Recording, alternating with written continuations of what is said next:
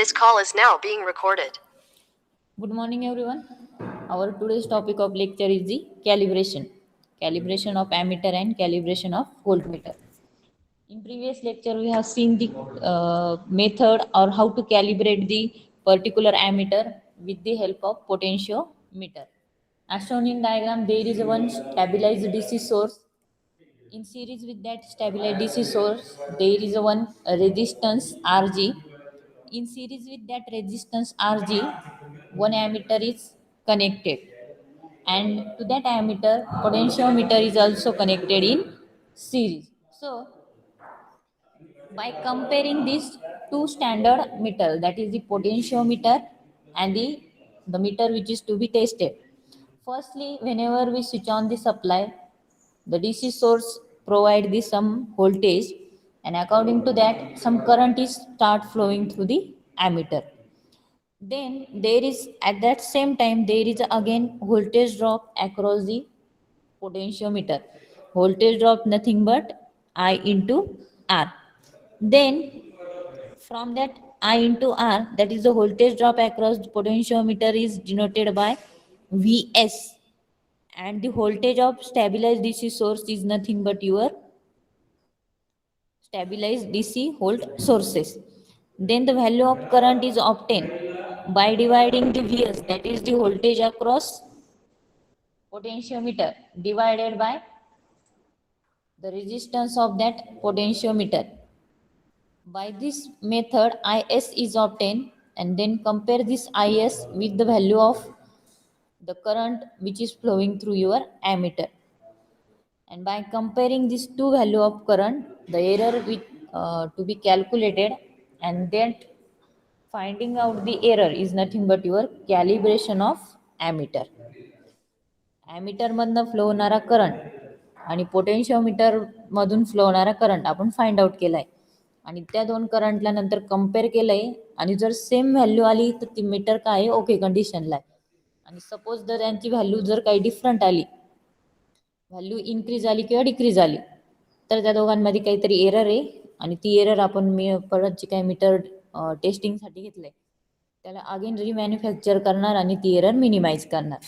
This is the process regarding your calibration of ammeter. Our next topic is the calibration of voltmeter. Calibration of voltmeter by using again DC potentiometer. First method is the calibration of ammeter using DC potentiometer, and second point is the calibration of voltmeter using DC potentiometer. Then connect the circuit as shown in figure. Circuit मध्ये काय connected आहे, there is a one stabilized DC source. That stabilized DC source is connected to resistance R1. This diagram मध्ये resistance R1.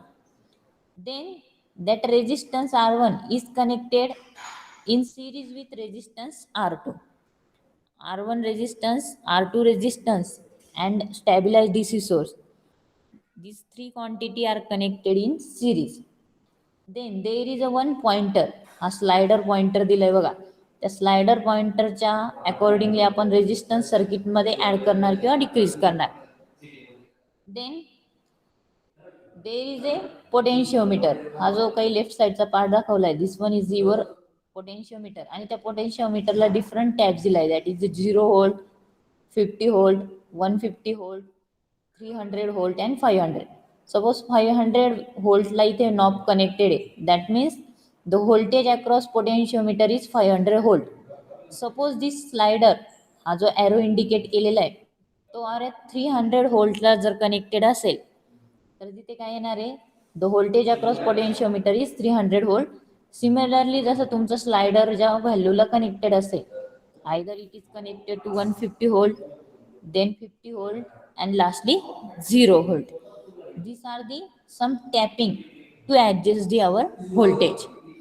And the voltage from potentiometer is 1.5 इथे सेकंडला दुसऱ्या taps किंवा output दिलेले आहे. अशी असाची सर्किट डायग्राम आहे. देन आता त्याची ॲक्च्युअल मेथड्स काय, firstly adjust the voltage to any value using R1 and R2. हा जो काही स्टॅबिलाइज DC सोर्स आहे याच्या थ्रू जे काही व्होल्टेज भेटणार आहे किंवा प्रोड्यूस होणार आहे त्या व्होल्टेजला R1 आणि R2 च्या व्हॅल्यू ऍडजस्ट करायच्या आणि जे काही व्होल्टेज आहे ते कुठेतरी मेंटेन करायचं किंवा ऍडजस्ट करायचं. Suppose we have to required the 10 volt.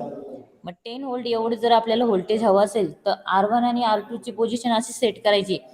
हा जो ॲरो इंडिकेट केलाय R1 च्या वरती तो काय इंडिकेट करतोय, it is a variable resistance. Simple रेजिस्टन्सचा जर तिथे सिम्बॉल असता तर it is a normal resistance. But इथे एक ॲरो इंडिकेट केलेला आहे, that means it is a variable resistor. आणि त्या रेजिस्टन्सची व्हॅल्यू आपण चेंज करून इथे आपण काय करतोय, व्होल्टेज सेट करतोय. Then in next step, note down the voltage V indicate by your voltmeter under the calibration.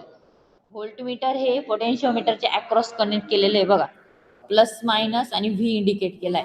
मग जेवढं व्होल्टेज तुम्ही स्टॅबिलाइज डीसी सोर्सने इनपुटला दिलेले आहे ते व्होल्टेजची जी काही व्हॅल्यू आहे ती व्होल्टमीटरने फर्स्टली रेकॉर्ड करायची. This is our step number 3. Measure the voltage और note the voltage which is indicated by your voltmeter which is to be calibrated. Then by using potentiometer measures the VP. म्हणजे इथे जो VP दिलेला आहे पोटेन्शिओमीटरच्या अक्रॉसचं voltage आउटपुटला to the potentiometer असं लिहिले बघा तिथे, त्याच्या अक्रॉसचं व्होल्टेज आपल्याला मेजर करायचं आहे. व्होल्टेज अक्रॉस पोटेन्शिओमीटर हे VP ने इंडिकेट केलेलं आहे आणि voltage across the meter to be calibrated it is indicated by only capital V. Then by using potentiometer measures the VP हा तुम्हाला इथे मेजर करायचा आहे. Then compare both the voltage V and VP. The voltage across your potentiometer जे आउटपुटला दाखवलं बघा 1.5 व्होल्टच्या साईडला ज्या दोन लाईन्स दिसत आहे, it is the voltage at VP म्हणजे पोटेन्शिओमीटरच्या अक्रॉसचं, आणि only capital V is the voltage across your voltmeter. मग त्या दोन व्हॅल्यूला काय करायचं, कम्पेअर करायचं. Compare the V and VP. And by comparing the V and VP find out the error. आणि सपोज तिथे जर एरर डेव्हलप झाली तर जी काही नेसेसरी ऍडजस्टमेंट आहे व्होल्टमीटर रिलेटेड ती तिथे घ्यायची. म्हणजे स्प्रिंग कंट्रोल असेल किंवा तुमचा डिफ्लेक्टिंग टॉर्क प्रोड्यूस होण्यासाठीच्या ज्या कॉइल्स असतात त्यांची पोझिशन, तर ती परत म्हणजे इन शॉर्ट काय करायचंय की तुमचं व्होल्टमीटर अगेन रिकन्स्ट्रक्ट करायचंय जर तिथे एरर इंट्रोड्यूस झाली तर. आणि सपोज दोन्ही मीटरनी सेम व्हॅल्यू इंडिकेट केली, VP ची पण सेम व्हॅल्यू आली आणि जे पोटेन्शियल जे व्होल्टमीटर आहे सर्किटमध्ये कनेक्ट केलेलं आहे त्याचे ते काय असणार आहे तुमचं असणार आहे.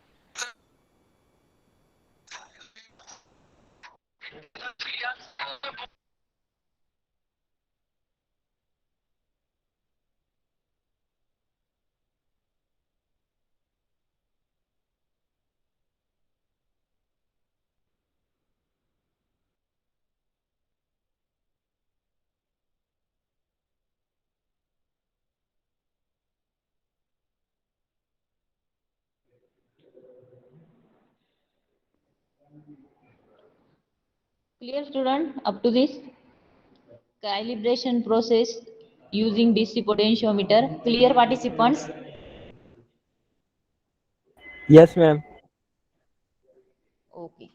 Then some MCQ depends on that. Firstly, calibration is done to improve.